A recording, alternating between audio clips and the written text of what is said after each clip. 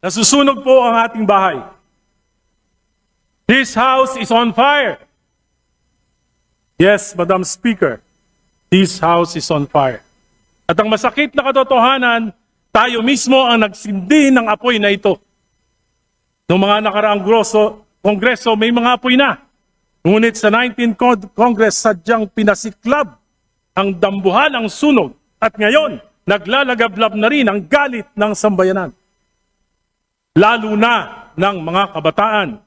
Pakiramdam nila, sinusunog natin ang kanilang kinabukasan. Nakikita nila ang walang habas na pandarambong sa kabila ng kanilang kahirapan. Lumulubog sila sa baha at tanong nila ang kawalan ng gobyerno na dapat sa kanila'y nangangalaga. Samantalang ang mga pinuno at mga pamilya nila ay lantaran ng karangyaan at kapritsyo. Mr. Speaker, Madam Speaker, kaya't nadadamay po ang lahat. Bawat isa sa atin ay binabatikos sa ating kanya-kanyang mga distrito. Kaya hindi na po pwede ang business as usual. Hindi na pwedeng umasa na lilipas ang galit ng bayan. Hindi na pwedeng pagtakpan. Hindi na pwedeng magturuan. Kailangang isiwalat ang katotohanan, aminin ang pagkukulang, ituwid ang kamalian, at panagutin ang mga lumustay at nagsamantala sa kaban ng bayan. Mga kasama, linisin natin ang ating hanay. Magpatupad tayo ng mga matinding reforma kahit ang kapalit ay sariling pagsasakripisyo. Hindi na pwedeng naidahilan na politika lang ito. Hindi na pwedeng sabihin gawa lang ito ng DDS, ng kaliwa, ng dilawan o pinklawan. Hindi na pwedeng isisi sa DPWH, sa nakaraang administrasyon o sa mga kontratista, sapagkat ang pinakamalaking korupsyon na ito ay nagsimula sa ating sariling tahanan noong 19th Congress. Hindi po ako narito para humusga sa kadinuman.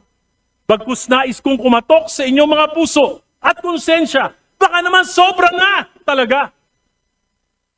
Naniniwala akong pwede pa tayong magbago ng pananaw. Alalahanin natin sa gitna ng pagdarahop ng ating nila at kasaganaan natin, umaasa pa rin ang marami sa ating mga kababayan na maiaangat natin ang kanilang pamumuhay sa kabila ng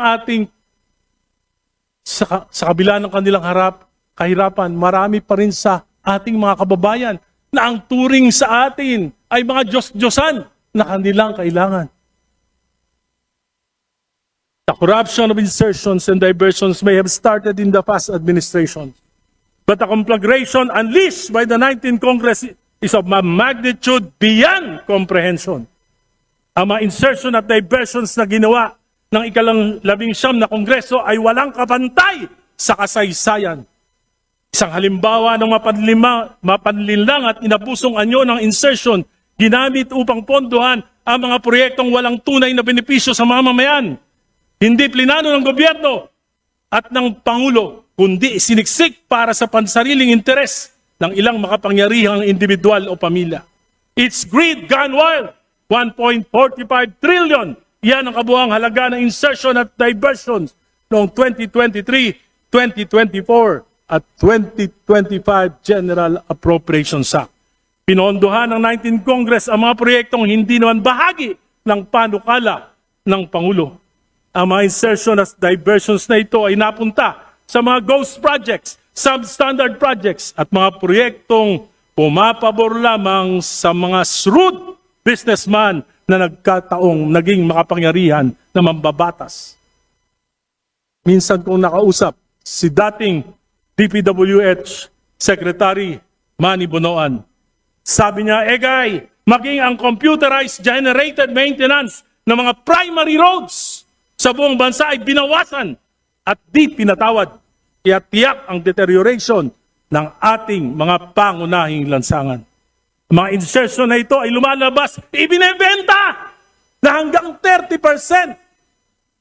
Para may patupad, dadayain ito o ghost project na lamang. Ang mga pondo binebenta. May proponents na, may traders pa. At sinong gagawa ng mga programa? Yung mga district engineers. Hindi na dumadaan sa pamunuan ng ahensya. Tulad nila Bryce Hernandez at Henry Alcantara. From 2023 to 2025, 1.45 trillion ang inalis sa Kongreso mula sa program New Appropriations.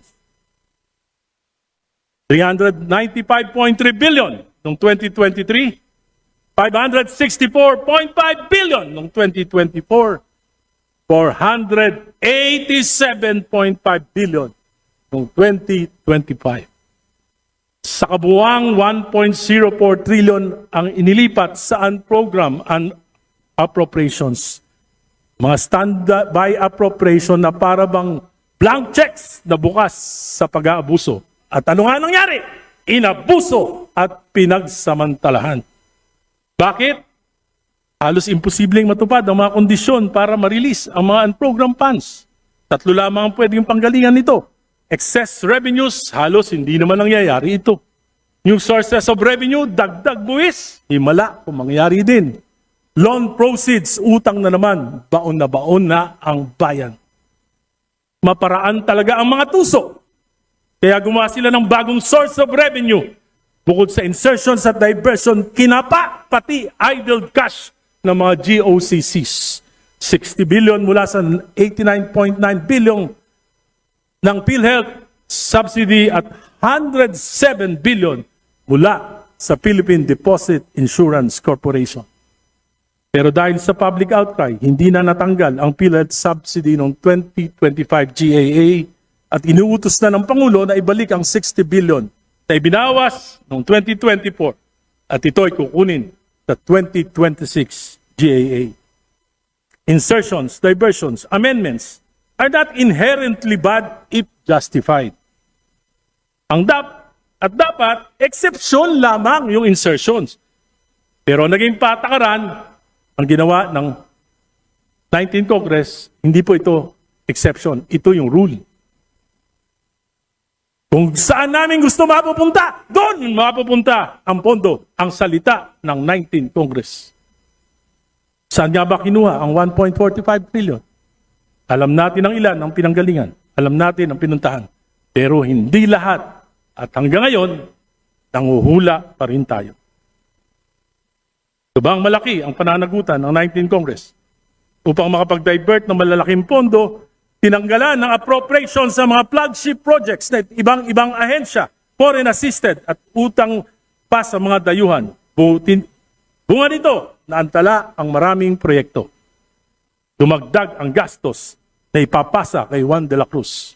Ayon sa DOTR, sa 2 proyekto pa lamang, Metro Subway at PNR Elevated Rail, may tig-4 na taonang delay.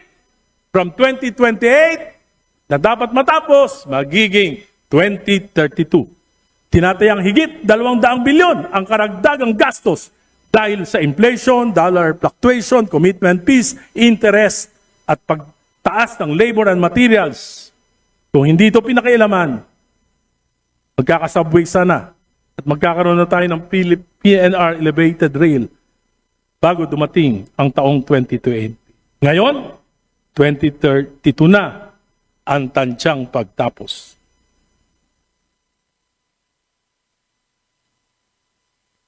Mr. Speaker, colleagues, let's be honest. The 19th Congress practically stole the President's budget. At hindi ko maisip kung paano nangyari na 3 sunod-sunod na taon under the noses of the DBCC. Sa mga susunod na araw, linggo, buwan, mas marami pang baho at kasuklam na pangyayari ang lalabas. Mas malalim, mas matindi. Kahit itigil ang mga investigasyon, bayan na mismo ang maglalantad ng katotohanan. Kaya hindi na pwede ang business as usual. Mga kasama, kung inaakala nating huhupa ang galit ng bayan, kung iniisip natin na malilimutan din ito ng sadyang makakaligputing mga Pilipino, nagkakamali tayo. Sapagkat gising na gising ang mga kabataan at natitiyak ko na ang mga substandard at ghost projects na naibunyag na ay tip of the iceberg pa lamang. Marami pang nakatago at sa pagpapatuloy ng mga investigasyon, marami pang mas malalim at nakakasukang mailalantad. Bilang mga halal na kinatawan sa atin, dapat manggaling ang pagtatama at pagbabago. Kailangan natin ng reformang magpapahupa sa galit at kawalan ng tiwala. Kailangan palisin natin ang tingin nila sa atin na tayo ay mga buhaya at buitre. Hindi lang sakim sa salapi, kundi pati sa kapangyarihan.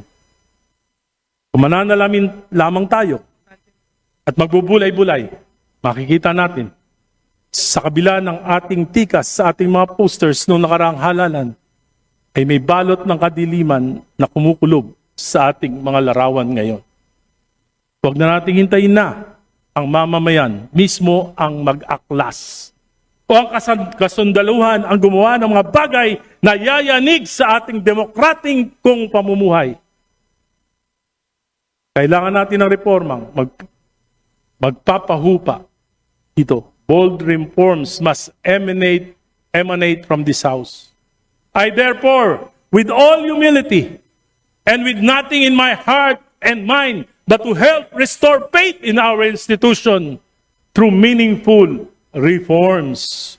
Though painful to most of us, I offer this call. Ngayon pa lamang, humihingi na ako ng kapatawaran sa inyo, sa mga masasaktan ko. Sana hindi kayo magtanim ng galit. This is for our institution. This is for our country. This is for our people. This is for our future. Minumungkahi ko po na magpasa tayo sa lalong madaling panahon ng isang batas na magpapalakas sa Independent Commission for Infrastructure, ICI, na itinatag ng ating Pangulo. Nakausap po ako isang miyembro ng ICI. Siya po ay nawawalan na ng pag-asa.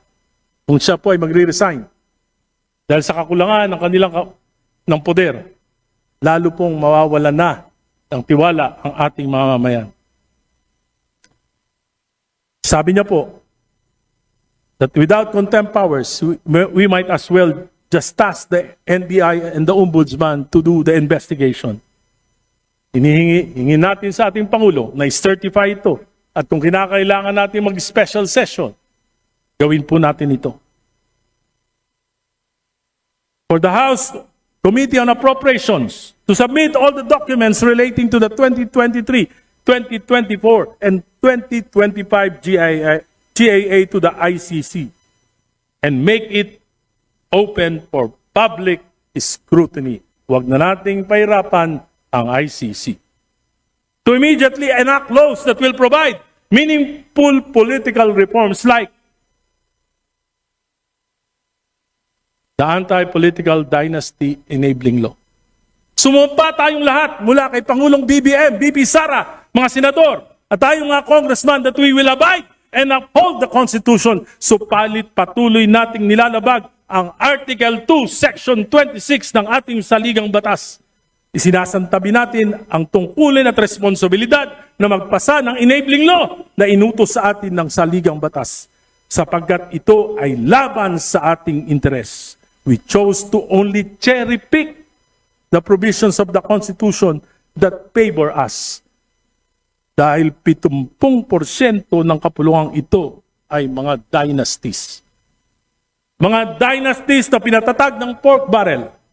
Dynasties na pinatag ng dolouts. Dynasties na pinatagtag ng patronage. Dynasties na pinatagtag ng insertions. Papaluba ng korupsyon.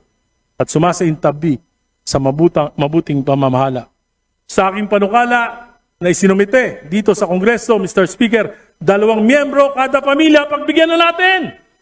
Lampas doon, sobra na. Tama na.